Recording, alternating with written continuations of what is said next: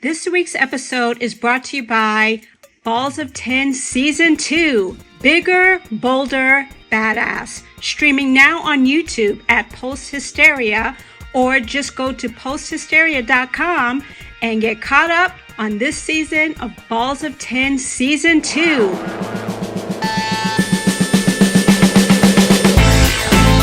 Hey! Hey, How are you? I'm okay, except my bangs look weird. Your bangs look weird. Are you in need of a haircut?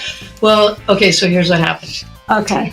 This will be good. It will be. It will be. So I watched the show Wayward because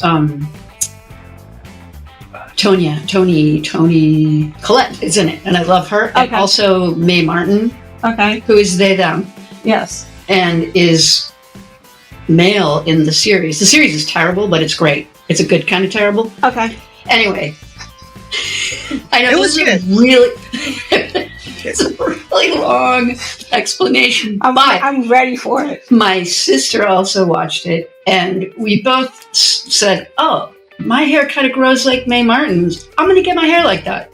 So I'm trying to grow it out a little bit so I can do that, but it's in that stage where it looks ridiculous. Anyway, there you go. That's my story. Okay, then. Other than that, you're good. Mostly. Okay. I had a little bit of a health scare. You did. And this is kind of a warning to women out there about hypertension and just having an advocate with you in emergency rooms is so important. But that's my little PSA. Make sure you have somebody with you that can speak for you, who understands you, and doesn't let people off the hook, because it can be very dangerous. Yeah. And you had to take me to the emergency room. I did. Yeah. It was scary. I know. I'm sorry. It's okay. I'm better now. Yes, that's good. And thank you for not making fun of my heart monitor that I have to wear for 2 weeks. I'm not making fun of anything health related. Anyways, Dealing with the medical profession is harrowing enough. Without Yes. me mocking you. and our guest actually has some experience in that, and we're going to talk about that as well. Good. But hey, welcome to the show. Welcome to the short of it. Thanks for coming. I'm Tonya, And I'm Rochelle. and I'm excited. This guest of ours is a producer, a cinematographer, a director, a documentarian, an author, amazing creative. I don't have any more. I know. Well, it would probably. What don't you do? That's really the question. Probably it. So. Landi, Maduro, thank you so much for being on the short of it. Yes. Thank you for having me. Thank you so much. I told you, it's a bumpy ride. Keep your seatbelt on and you'll be fine. Anyways, we have you here for a couple of reasons, but give our audience a little bit of background about you, how you got started in this crazy business. And we should mention that you're coming to us from LA, so Thank you for that. And we're sorry that you're there, unless you love it there. Well, the weather's the weather's pretty. The good. weather's awesome. The industry's been a little rough out here, but the weather's awesome. Yeah. So give us your little 1-minute bio of who you are. Sure. So as you said, I am a writer, director, producer, and I also run a nonprofit called Women of Color Filmmakers. So I help women who want to get into film and television with skill building and networking. I teach filmmaking. So I have my own film school, Bluechild Academy, which is a virtual film school where we teach both the business and business side of filmmaking and visual storytelling. But I got my start as an actress, actually, and a model. Well, I started as a model first, but I hate trying to maintain a size 0. That was not. But Who does that? Yeah, that does not sound like fun. It was not.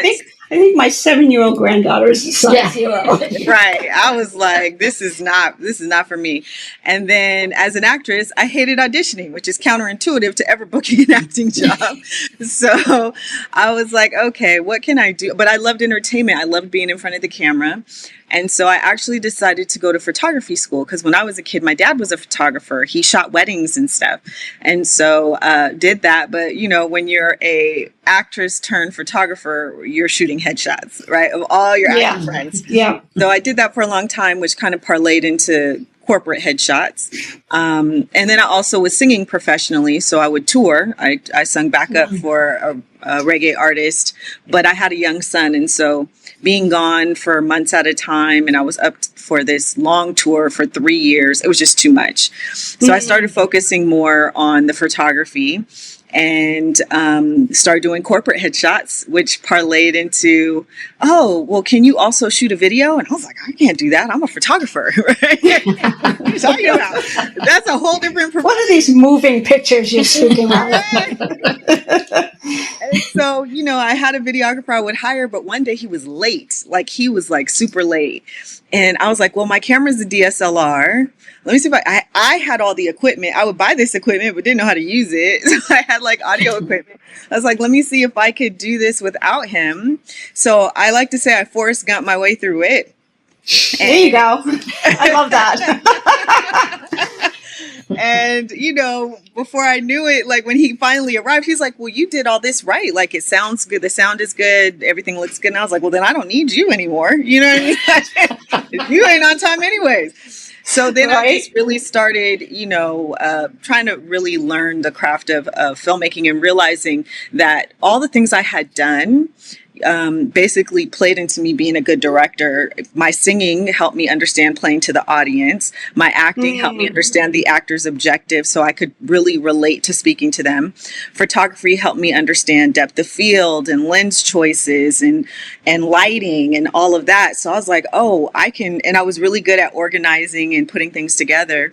So, you know, I produced a few shorts with my friends, and then other people were like, can you produce my project? Or I would, you know, say, well, what did you want there? Well, really, you need to frame like this. And they're like, okay, well, could you help me do that? You know, and I realized, oh, I have this is like a natural talent for me.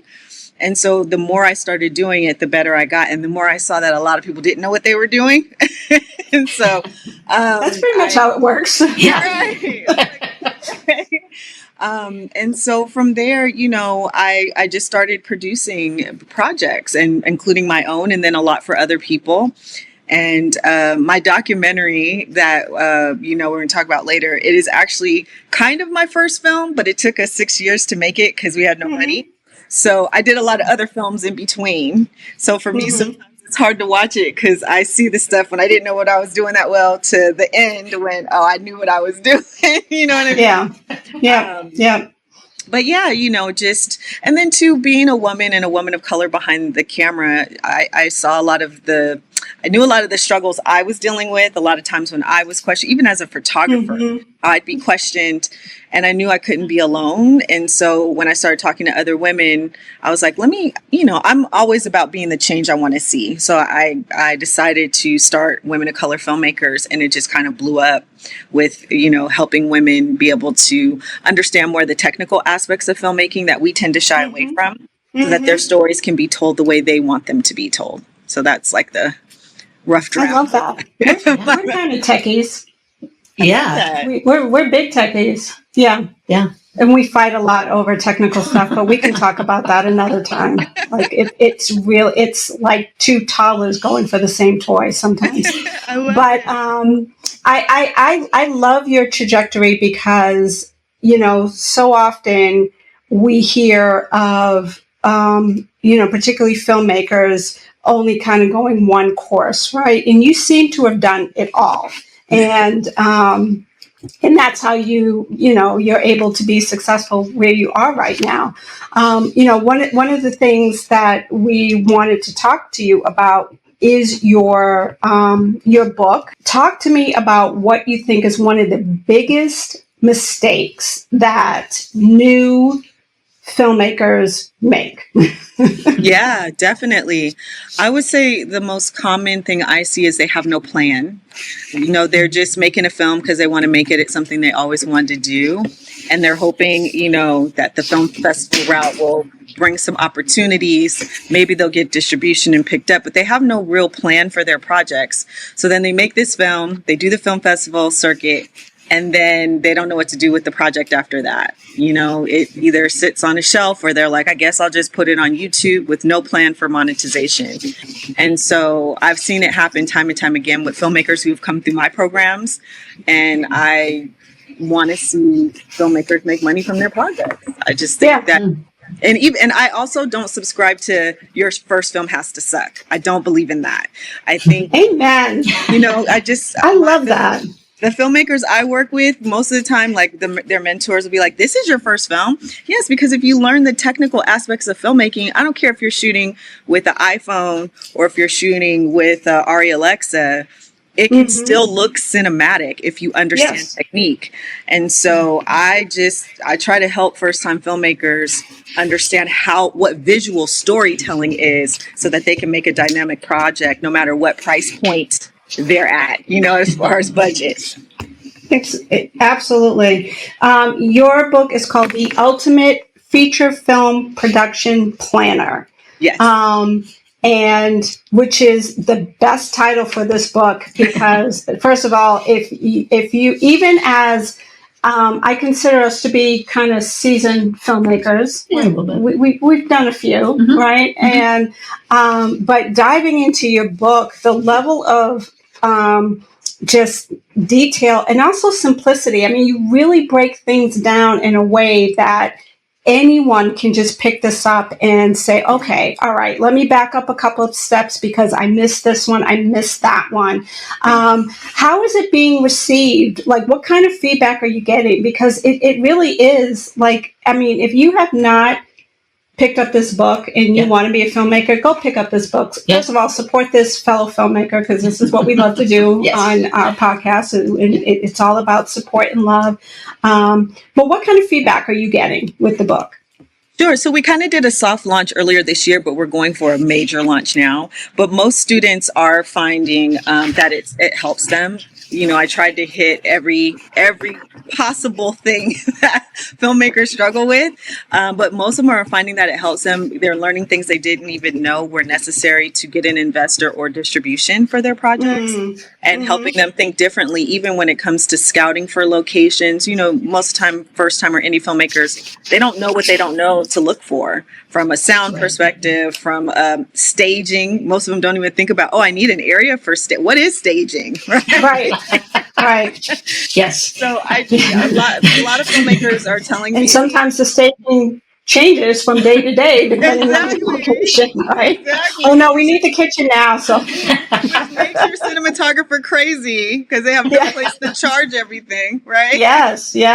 So most of them are telling me that they're learning a lot, even people who have, done films before. And then on the business side of the book, a lot of seasoned filmmakers are telling me, man, I hadn't even thought about half the things that you are stating are necessary to actually get the investors that I want or the distribution deals that I want until I read your book. So that makes me feel good that people are learning from it. You know, I didn't want to just put out another planner or book. I wanted it to really be a useful resource for filmmakers.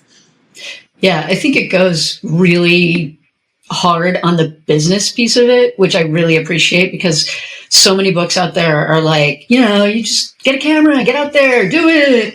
And like you even go into like forming an LLC and why you would do that. And I really appreciated that. And as I was looking through it, I'm like, oh man, I teach a pre-production class and my students would really benefit from the information in this book because you go through that and really give the time to pre-production that it needs, which most students don't understand that at all. Yes.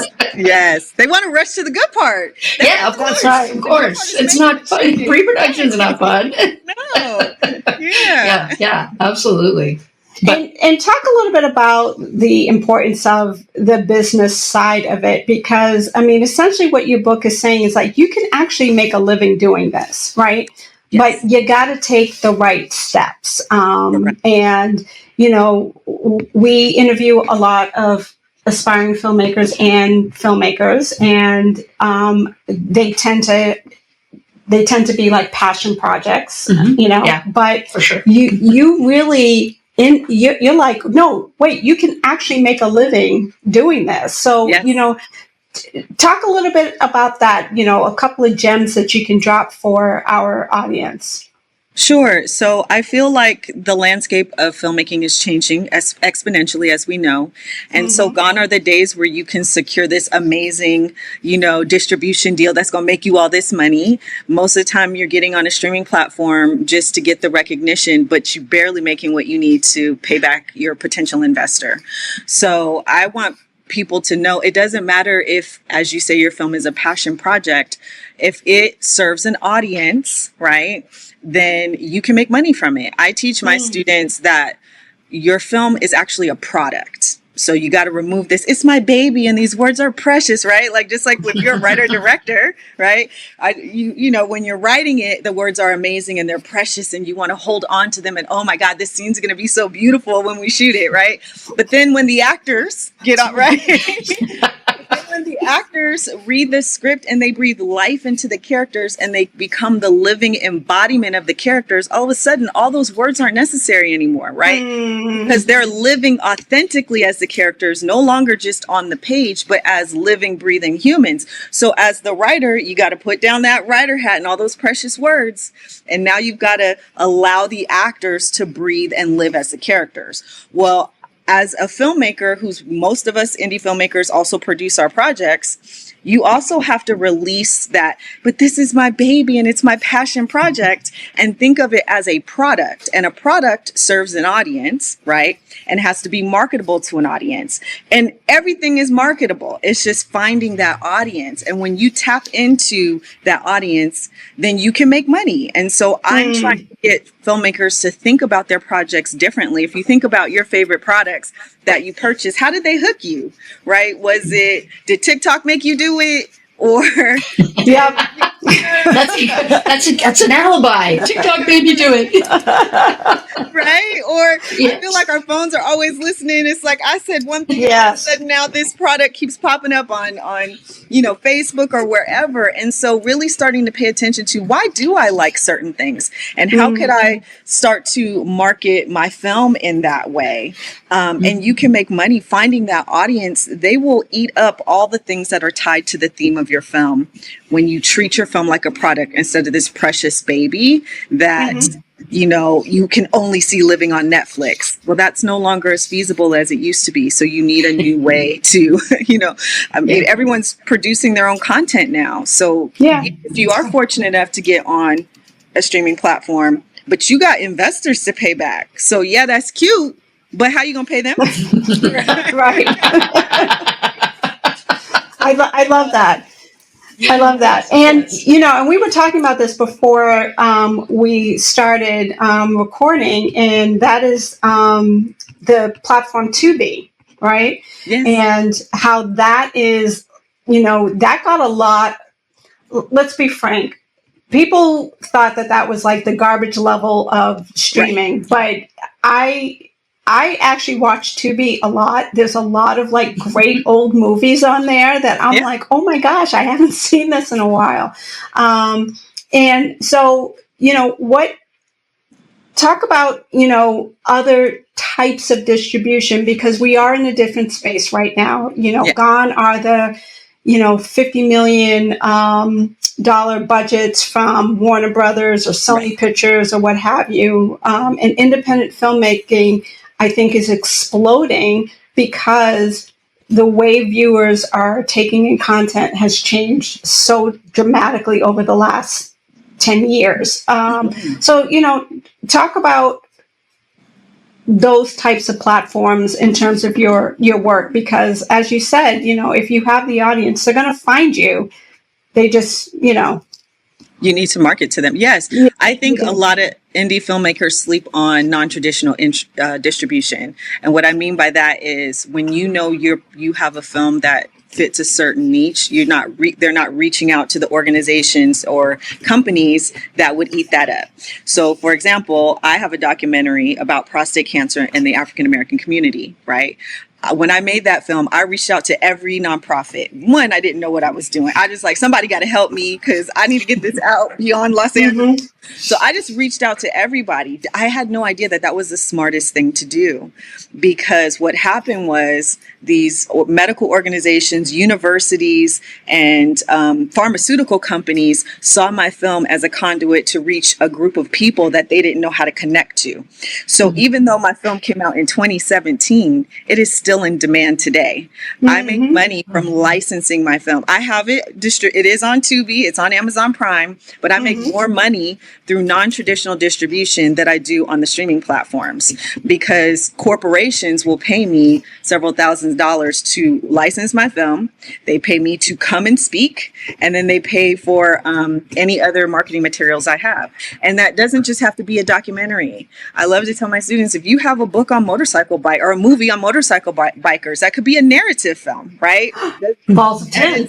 Oh, yeah. There's no motors in balls of tin. No, but there's wheels. There's wheels. Okay. Or even biking, right?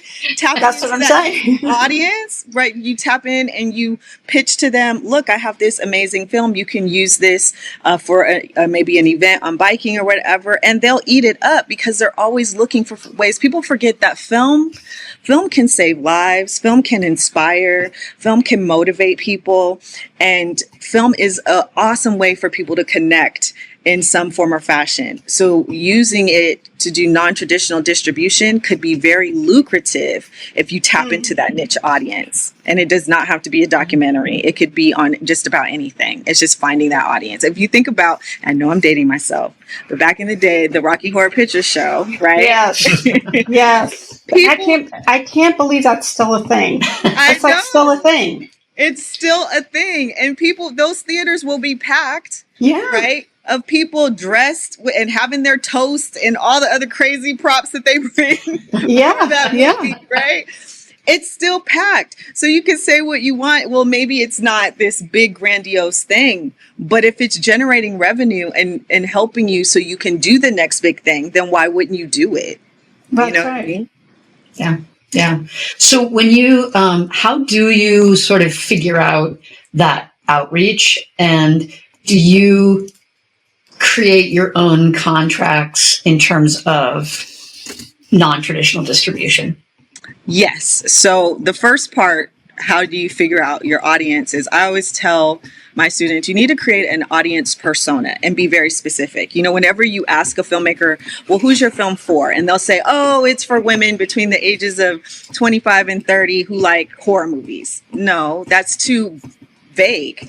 You need to be as specific. Give it a name, right? This is for Stacey, who she is 35. She loves to watch horror movies on her phone. She goes to Peacock. She loves low budget, grimy horror movies, right? That are on Peacock. Sometimes she'll go to film festivals, right? She definitely will watch them on Tubi. It's me too. I love them. Like Zombiever is one of my favorite zombies. I love cheesy horror movies, right? But you're being that specific. She likes to watch them on Tubi. She'll watch them on her phone. She watches them on Peacock. She's from Los Angeles. So she shops at Sprouts and Trader Joe's. Whole Foods a little pricey, right? Like when you're that specific, then you know how to market to that person. Yeah. And so therefore, you know, if I had a cool zombie movie about the disease only attacks vegetarians, she gonna eat that up, right? Right. Oh my gosh, she's gonna think that is so cool because it's in her wheelhouse, and I can market to her. And so really breaking down your film, your passion project, and looking at who is it really for? Not that general vague stuff, but getting down to the nitty gritty. And if you don't know, because a lot of times we assume we know and we don't, then you have to do some research. Like even for me, I thought I knew who my documentary was for. It's about prostate cancer. Clearly it's for men, right? It's about Black men and prostate cancer. Duh. Right? Not my target audience. I was so mistaken. I planned this huge screening, expected all these people, 300-seat theater, okay? 40 people showed up. You know, 40 people look in a 300-seat theater. Yeah, we've been there. painful. But what I realized is I didn't understand who my target audience was. My target audience was women, because women get men to go to the doctor. That's right. I was targeting men, but it was the wives, daughters, sisters, because that's who I should have been targeting. And once I learned that, then a lot opened up for me. So sometimes we have to do a little research because we think we know, but you got to kind of really do some research to make sure you're right. And then once you know, you can open up a gold mine for yourself. Your film, The Silent Killer, prostate cancer in the African American community, we do have a clip of it that we're going to show. What made you interested in this topic? So I had a friend who came to me and he said his father and brother both had prostate cancer, and he knew he was at high risk, but nobody's talking about it, and that it was extremely prominent in African American men. And I was like, yeah, I've never heard anything about this either. I didn't really have anyone in my family. So I was like, let's look into it. And then as I started doing research with him on it, I realized like Black men get it at younger ages and more aggressive forms of disease, and they weren't getting the treatment or even being told by their primary care physicians that they were at risk for it. And like I said, I'm always the change I want to see. So then I got totally into it. And about 6 months into doing our research on the film, my dad got diagnosed with stage 1 prostate cancer. Wow. So then I was like, okay, I'm glad I was working on this movie because I had information that he could take to his doctor, and we could have educated conversations about it and not just freak out because we heard the C word, right? And so it became more. And then as we started traveling and, I started meeting the different men that we showcased in the film, then I got all the way involved. So now I'm like on the American Cancer Society board for patient advocacy. I'm on all these boards now because I want to see a difference. And I wasn't liking how Black men were dealing with this disease. People often talk about making a difference, but what does that really mean? I never gave it much thought. I try and live my life in a positive way, provide for my family, enjoy spending time with my friends. If I have a friend or family member in need, I try and support them as best I can. But is that really making a difference? I actually heard something interesting. I don't know if it's true or not, but if a man lives long enough, eventually they'll have an issue with their prostate. So it's not a matter of if, but a matter of when.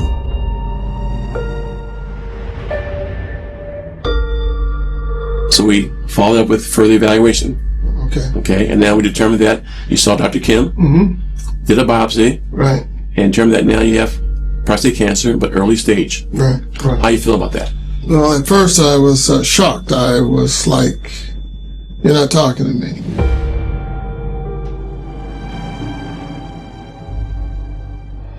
When I was asked to be a part of this documentary, I thought, okay, cool.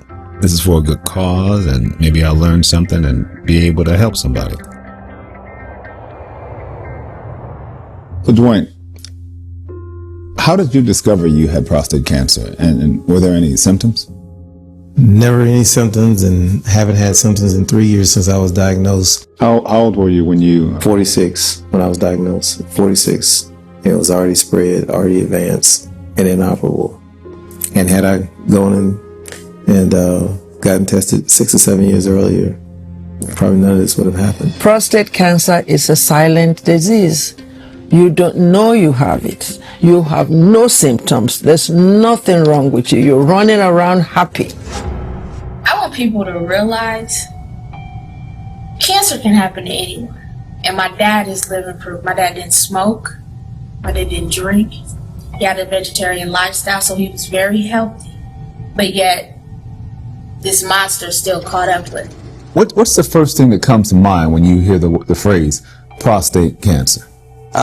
Whenever I hear it, I say, brother, did you get checked? And especially if you're over 40. I never imagined my life would be so affected.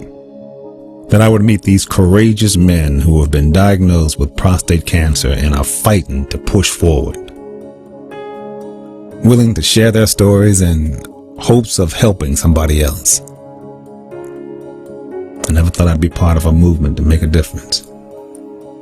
They say a movement starts with one. As I begin this journey, I pray they're right.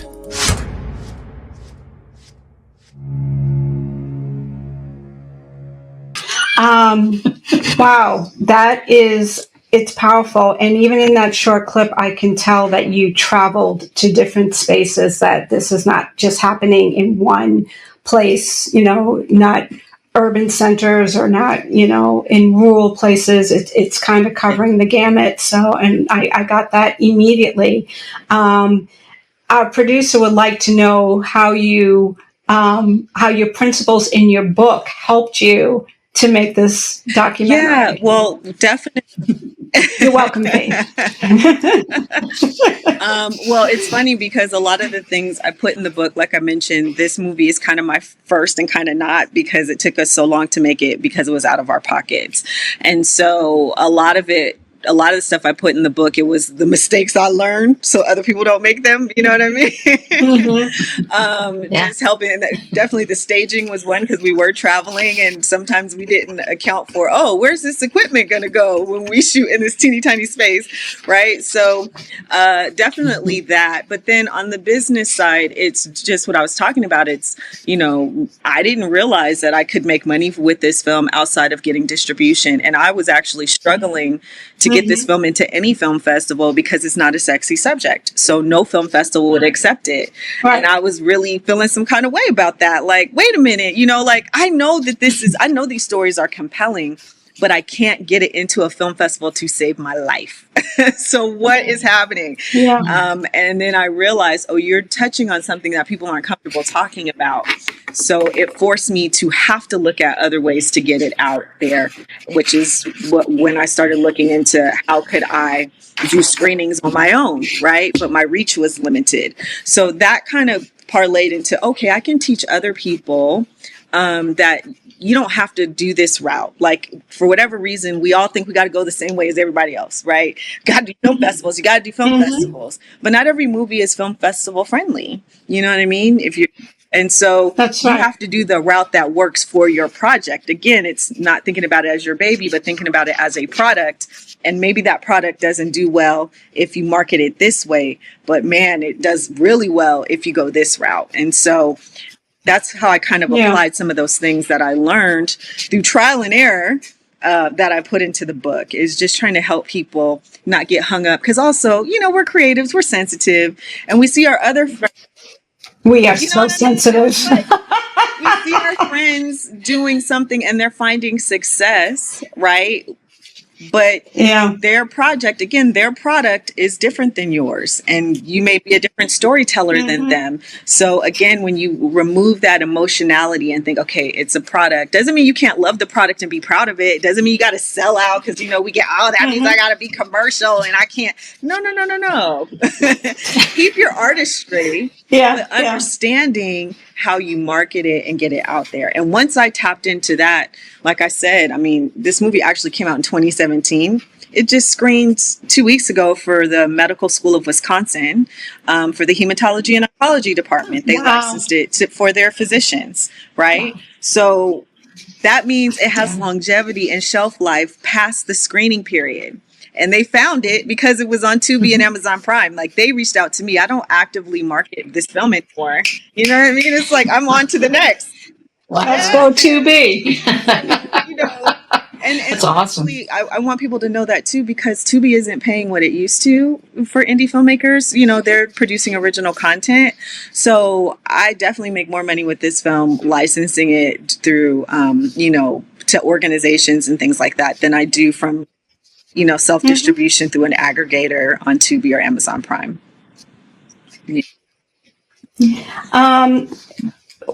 The do's and don'ts of a pitch deck. Yes. That I think is going to be very interesting to our audience. Lord, what to do and what not to do. Thank you for asking that. Oh my gosh, this is like one of my pet. So I feel like indie filmmakers confuse pitch decks and lookbooks. And so they often mix those things into both, not understanding the purpose of them. So a lookbook is for your crew so they understand your vision. So they don't need your bio and all that stuff, right? Your pitch deck, your pitch deck is for a potential investor or distributor or partner. And so it needs to have certain things in it, right? It needs to have a clean, concise log line. Log lines are my pet peeve too, right? You know, a clean log line that gets to the heart of the matter, no more than one sentence, right? Long, okay? A concise synopsis, but then it needs to really lay out almost a little bit of the plan for the film, right? So depending on who you're pitching to, depends on what needs to go in your deck. If you're pitching to an investor who you're seeking money and they're a money person, they could care less about your director's vision. They don't care about that. You know what I mean? They want to know how you getting them their money back. That is their concern. That's right. You don't need to put that. You can have those lovely, beautiful pages, but they're not pertinent to the person that you're pitching to. So don't bog your deck down with 30 pages of your vision and artistic look, because they don't care. But a creative director, a creative producer, or a producer who's coming on as a potential partner who maybe has a name is going to care about those things, right? They'll still care about money. Like if you're fortunate enough to pitch to Issa Rae or Jason Blum is a creative. Yes, he has Blumhouse, but he also is interested in how are you executing this film? So there you would have your vision, right? Your director's vision, your director's statement. That's when that's important. So I like to teach my students, don't put everything in your deck. Create the pages, but make sure your deck is pertinent for who you're pitching to. Also, never put a budget in your deck, ever. Create the budget, have it to the side, but don't you ever send out a deck with a budget in it, because budgets are negotiable. And sometimes you set yourself up for failure because you bid too low or too high, right? And this person could have gave you more money, but you said this was your budget because that's just standard in your deck. So you have to feel people out a little bit. Do your research for the person that you're pitching to, and that'll help make sure that you're putting the right things in your deck. You know, and also, oh my goodness, this is another pet peeve. If you're not the person who likes to be in front of the camera, which, you know, some directors, they don't. I get that. You know, it's like, I'm a director. That's why I do that. So I can be on this side, not that side, right? But people want to know who they're getting in bed with, right? So if I'm going to be an investor in your project, don't send me a picture of you where your face is like this behind the camera. You know what I mean? I had a filmmaker who submitted a deck and she's face is like this behind the camera. You know what I mean? I have literally seen, I had a filmmaker who submitted a deck and she's hiding her face behind the slate. And I was like, what is it? But that's my artistic picture. But they're trying to see who you are. Your eyes alone, that doesn't work. Save that for your Facebook page or your LinkedIn page or wherever other page that you want, but not in a deck. They want to know about you. And then the bio was super vague. She is a director and writer. Who is she? What? Like, put your name in there, right? So making sure that your bio is clear and concise and talks about who you are as a filmmaker, and have an actual photo of yourself, you know, that's not what somebody else in it that you cropped out.